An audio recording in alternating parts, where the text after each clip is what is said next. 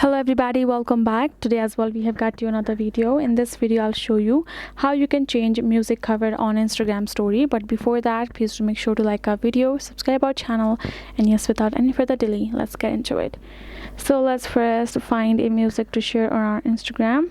We're gonna go to Spotify, and let's say we have this song we want to share. Now we're gonna tap on this little share icon and choose our, let's first edit this, and let's say we're gonna make it this. Tap on done, tap on stories, and now from over here we're gonna tap on this little icon, scroll, tap on this picture icon, and let's go ahead, choose a picture. Let's delete this one and simply resize it, and now go ahead, make it a bit bigger and placed it right over there, and there we go. Now you can tap on this icon and you can share this, and there we go, we have changed the cover. So that is how you can do it. Hope this video was helpful to you all. Thank you so much for watching, and yes, I'll see you guys in our next video.